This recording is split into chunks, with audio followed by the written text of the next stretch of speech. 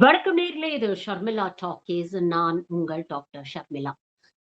இந்த வீடியோ வந்து தாவேகாவுக்கு ஆதரவாக ஓட்டு போட்ட அனைத்து இளைஞர்களுக்கும், இந்த இளைஞர்களை திருப்திப்படுத்தணும் அப்படிங்கிறதுக்காகவும், மாற்றம் வரணும் அப்படிங்கிறதுக்காகவும் தாவேகாவுக்கு ஓட்டு போட்ட பெரியவங்களுக்கும் ஆன ஒரு காணொளி. குறிப்பாக வந்து பெற்றோருக்கான ஒரு காணொளி. 2 நாளாச்சு ரிசல்ட் வந்து. பல விஷயங்கள் வெற்றி, தோல்வி அப்படிங்கிறது வாழ்க்கையில சகஜம் தான். அதெல்லாம் வந்து எதிர்கொண்டு மீண்டு வரக்கூடிய இயக்கம் தான் திமுக அப்படிங்கிறது நமக்கு நல்லாவே தெரியும்.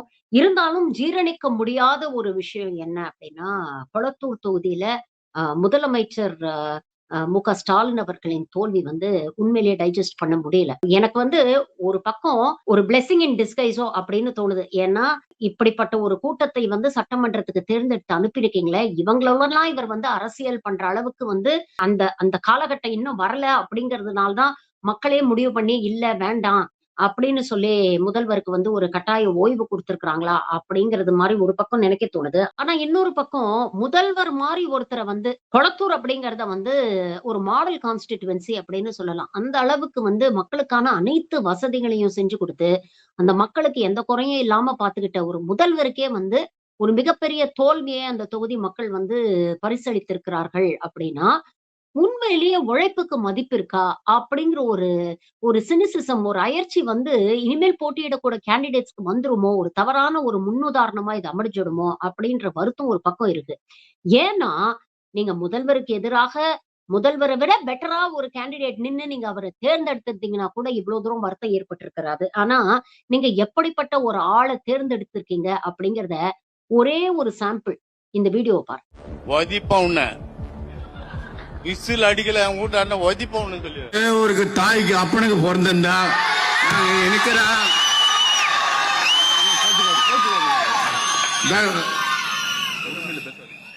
மரியாதையா சொல்றேன், அன்பா சொல்றேன்.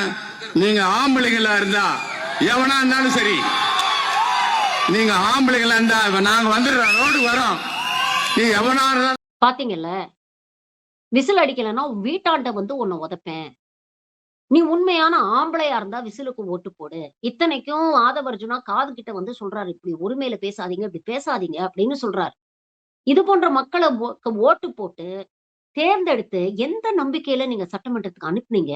அவர் பேசின வடசென்னை பாஷையோ, அவர் அடையாளத்த பத்தியோ நான் விமர்சனம் பண்ணல. ஆனா, அவருடைய தாட் ப்ராசஸ் எப்படி இருக்கு அப்படிங்கிறத கொஞ்சம் யோசிச்சு பாருங்க. இதுதான் நீங்கலாம் ஆவலா எதிர்பார்த்த மாற்றமா? அப்படிங்கிற கேள்விய கேட்க தோணுது. ரிசல்ட் வந்து 2 நாள்ல கிட்டத்தட்ட 7, 8 சம்பவங்கள். அந்த வீடியோஸ் எல்லாம் சமூக வலைதளங்கள்ல பார்க்கும்பொழுது உண்மையிலேயே வருத்தமா இருக்கு. விஜயோடைய இன்டென்ஷன்ஸ் நல்லா இருந்தா கூட, இவர சுத்தி இருக்கிறவங்க இப்படி இருந்தா, இவருடைய இன்டென்ஷன்ஸ எப்படி இவர் வந்து ரியாலிட்டியா மாத்தப் போறாரு?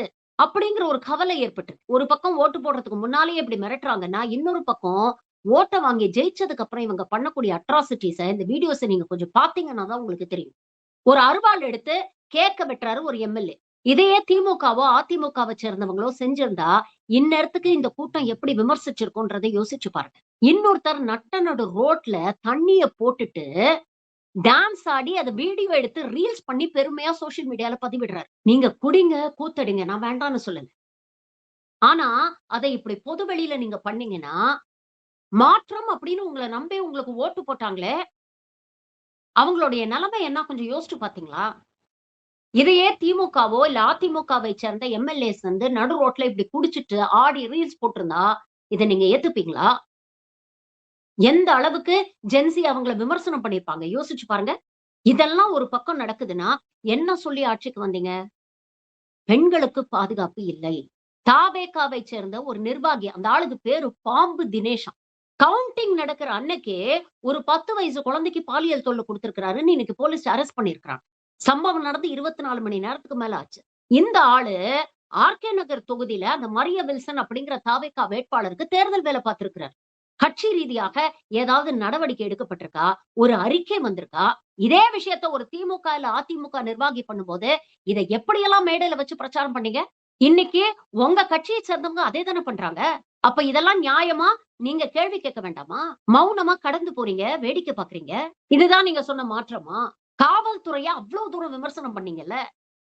இன்னைக்கு ரோட்ல சாலை விதிகள மீறுறாங்க அப்படின்னு காவல்துறை நிறுத்தி கேள்வி கேட்டா, தாவேகா நிர்வாகி எப்படி பேசுறாங்க பாருங்க. அதுவும் ஒரு பொம்பள.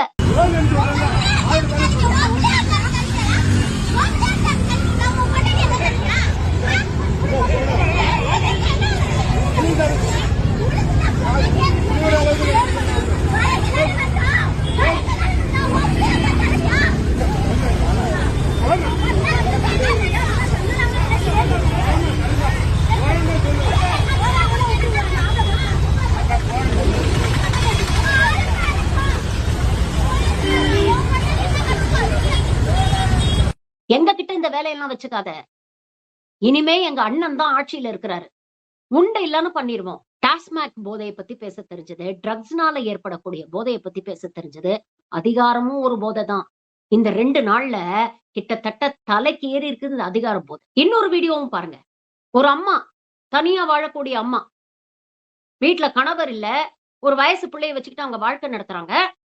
அந்த பிள்ளைய லவ் பண்ணணும்னு சொல்லி ஒரு தாவேகா நிர்வாகி டார்ச்சர் பண்ணி மிரட்டி இருக்கனான்னு அந்த அம்மா வருத்தத்தோட பதிவு பண்ணிருக்கு.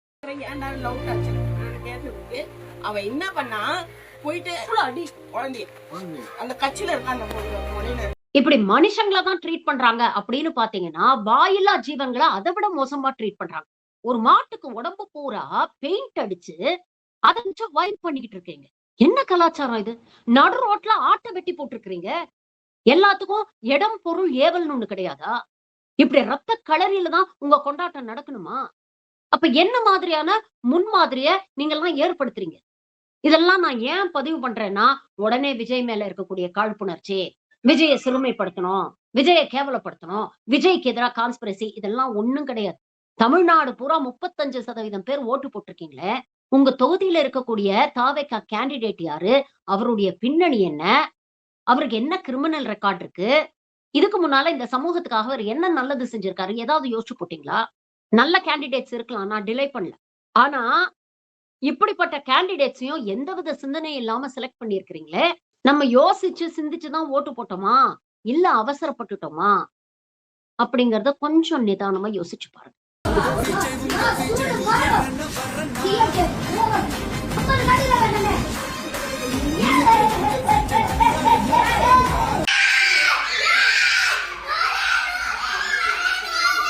குறிப்பாக பெற்றோருக்கு இதை நான் ஒரு வேண்டுகோளாவே வைக்கிறேன். எப்படி சங்கி கூட்டம் வாட்ஸ்அப்ல ஒரு யூனிவர்சிட்டியை கிரியேட் பண்ணி பொய்கள் மூலமாக மக்களை மூளைச்சலவை செய்யறாங்களோ, அதே மாதிரிதான் இந்த தாவேகா கும்பல் இன்ஸ்டாகிராம் யூனிவர்சிட்டி மூலமாக இங்க இருக்கக்கூடிய அடுத்த தலைமுறையை மூளைச்சலவை செஞ்சுக்கிட்டு இருக்காங்க. அவங்க அதை ரியலைஸ் பண்ணிடுவாங்க. ஏன்னா இந்த காலத்து குழந்தைங்க வந்து they are very smart. இன்னைக்கு இல்லைனாலும் என்னைக்காவது ஒரு நாள் அதை ரியலைஸ் பண்ணிடுவாங்க. அப்படி 48 மணி நேரத்திலேயே ரியலைஸ் பண்ண பல தாவேகாவுக்கு ஓட்டு போட்டவங்க இன்னைக்கு வருத்தப்பட்டு சமூக வலைதளங்கள்ல பதிவு போட்டுட்டு இருக்காங்க. மாற்றம் வேணும் தானடா உங்களுக்கு எல்லாம் ஓட்டு போட்டோம், நீங்களே இப்படி பண்ணா எப்படி? விஜய் அண்ணா முதல்ல இதெல்லாம் கட்டுப்படுத்தணும், கண்டிக்கணும் அப்படின்னு இந்த ஆட்சி நல்லா இருக்கணுங்கிற அக்கறையில அவங்க பதிவு போடுறாங்க. விஜய்க்கு ஓட்டு போட்டீங்கல்ல, அதோட உங்க கடமை முடிஞ்சு போயிடல. தயவு செஞ்சு இது போன்ற விஷயங்கள் நடக்காம இருக்கணும்னா நீங்க தேர்ந்தெடுத்த ஆட்சியை நோக்கி கேள்வி எழுப்புங்க. ஏன் கடமை பணி செய்து கிடப்பதே. இதெல்லாம் திமுக ஆட்சியில நடந்த போது நான் கேள்வி கேட்டேன், அதிமுக ஆட்சியில நடந்தாலும் கேள்வி கேட்பேன், தாவேகா ஆட்சி நடக்கும் போது நான் கேள்வி கேட்பேன். ஆனா நீங்க ஓட்டு போட்டு தேர்ந்தெடுத்த ஒரு ஆட்சி, மாற்றம் வேணும் அப்படின்னு தேர்ந்தெடுத்தீங்க. மாற்றம் அப்படிங்கிறது ஆரோக்கியமா இருந்தா தான் அது நல்ல மாற்றம். ஆனா இருக்கிறத விட இன்னும் மோசமா போயிட்டு இருந்ததுன்னா அது எப்படிப்பட்ட மாற்றம்? ரிசல்ட் வந்து 48 மணி நேரம் ஆயிடுச்சு. கொஞ்சம் யோசிச்சு பாருங்க. திமுக ஆட்சியாக இருந்ததுன்னா இந்நேரத்துக்கு களத்துல எவ்வளவு விஷயங்கள் நடந்திருக்கும். தோல்வியை கண்டு துவண்டு போய் அவர் வீட்டுல உட்கார்ந்துடலங்க. அடுத்த நாளே கிளம்பி தொகுதி போய் தனக்கு ஓட்டு போட்ட மக்களுக்கு நன்றி சொல்றாரு. கட்சி ஆபீஸுக்கு போறாரு, தொண்டர்களை மனசை தேத்துறாரு, கூட்டணி கட்சி தலைவர்களை வந்து சந்திக்கிறாரு, அவங்களுக்கு ஆறுதல் சொல்றாரு. இன்னைக்கு மிகவும் நாகரிகமாக அடுத்த 6 மாசத்துக்கு நாங்க இந்த அரசை விமர்சிக்க மாட்டோம், அவங்க ஆட்சி அமைக்கட்டும், அவங்க ஆட்சி நடத்தட்டும், நாங்க எதிர்கட்சியா செயல்படுவோம் அப்படிங்கறத ரொம்ப நாகரிகமா அவர் பதிவு பண்ணியிருக்கிறார். ரிசல்ட் வந்து 48 மணி நேரம் ஆச்சு. இன்னும் ஆட்சி அமைக்கிறதுக்கு உங்களால ஆதரவையே திரட்ட முடியல. கஷ்டப்பட்டு இருக்கீங்க. உங்களை நம்பி ஆதரவு கொடுக்க யாரும் வரதுக்கு தயாரா இல்ல, தயங்குறாங்க. இதெல்லாம் ஏன்னு கொஞ்சம் யோசிச்சு பாருங்களேன். இன்னமும் எதுவும் கெட்டு போயிடலங்க. அடுத்த 2 வருஷமோ 3 வருஷமோ 5 வருஷமோ ஆனா இந்த ஆட்சி தான் அப்படின்னு முடிவு பண்ணி நீங்க ஓட்டு போட்டுட்டீங்க. ஆனா இனிமேலாவது இது ஒரு நல்ல ஆட்சியா இருக்கணும் அப்படின்னா, கடந்த ஆட்சியில இவங்க சொன்ன குற்றச்சாட்டெல்லாம் இங்க மறுபடியும் நடக்காம இருக்கணும்னா நீங்க தேர்ந்தெடுத்த ஆட்சியை தொடர்ந்து கேள்வி கேளுங்க. Make them responsible, make them accountable. அது மட்டும் இல்ல, வீட்டுல இருக்கக்கூடிய உங்க குழந்தைங்க மேல தயவு செஞ்சு கொஞ்சம் அக்கறை செலுத்துங்க. இந்த சோசியல் மீடியா, இன்ஸ்டா யூனிவர்சிட்டில இருந்து தயவு செஞ்சு அவங்கள கொஞ்சம் விலக்கி கூட்டிட்டு வர்றதுக்கான வழியை பாருங்க. ஏன்னா ஒரு தலைமுறையே சிந்திக்க விடாம செயலிழக்க செய்கிறது. இதை நான் ஒரு வேண்டுகோளாவே வைக்கிறேன்.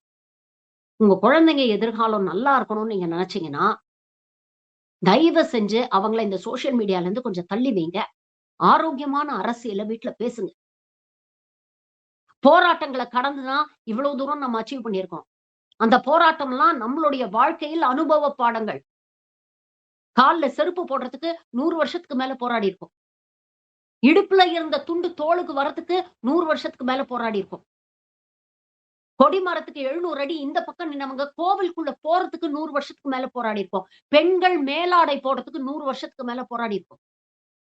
கல்விக்கு போராடி இருக்கோம், சுகாதாரத்துக்கு போராடி இருக்கோம், அரசு வேலைகளுக்கு போராடி இருக்கோம். எல்லாமே போராடி தான் நமக்கு கிடைச்சது. இதெல்லாம் நம்மள வாழ்க்கையோடைய அனுபவங்கள். அவங்கள சொல்லி தப்பில்ல. அவங்களுக்கு வாழ்க்கை அனுபவம் கிடையாது இது. இதெல்லாம் அவங்க பிறக்கும் பொழுது ரொம்ப எளிதில் அவங்களுக்கு கிடைச்சிருச்சு. நாம பட்ட கஷ்டத்தை நம்ம பிள்ளைங்க படக்கூடாது அப்படின்னு கஷ்டமே தெரியாம அவங்கள வளர்த்துட்டோம். அதனால போராட்டம்னா என்ன, கஷ்டம்னா என்ன, உரிமைகளை எவ்வளவு கஷ்டப்பட்டு நம்ம போராடி பெற்றிருக்கோம் அப்படிங்கறது அருமை அவங்களுக்கு தெரியாது. அவங்க பார்த்து வளர்ந்தது விஜய. அந்த கவர்ச்சிய, அந்த ரியாலிட்டி ஹிட் பண்ணும் பொழுது அதை எப்படி எடுத்துக்க போறாங்க, எப்படி ப்ராசஸ் பண்ண போறாங்க அப்படின்றது தெரியல. ஆனா அந்த ரியாலிட்டி ஹிட் பண்ணும்பொழுது அவங்களுக்கு ஆதரவா நாம இருக்கணும். தவறு எல்லாரும் பண்றதுதான். இது தவறா இல்லாம கூட இருக்கலாம். அவர் நல்ல விதமா ஆட்சி பண்ணணும், தமிழ்நாட்டை இன்னும் முன்னேற்றணும் அப்படிங்கிறது தான் எல்லாருடைய விருப்பமும். அவசரப்பட்டு ஓட்டு போட்டுட்டோம். 6 அமர உட்கார்ந்து வருத்தப்படுறதை விட ஓட்டு போட்டு தேர்ந்தெடுத்தவங்கள ரெஸ்பான்சிபிள் ஆக்குங்க, அக்கௌண்டபிள் ஆக்குங்க, கேள்வி கேளுங்க. அவங்க வாக்குறுதி கொடுத்த அந்த மாற்றத்தை அவங்க டெலிவர் பண்றாங்களா அப்படிங்கறத என்ஷூர் பண்ணுங்க. அப்பதான் நீங்க போட்ட ஓட்டுக்கு ஒரு அர்த்தம். நன்றி, வணக்கம்.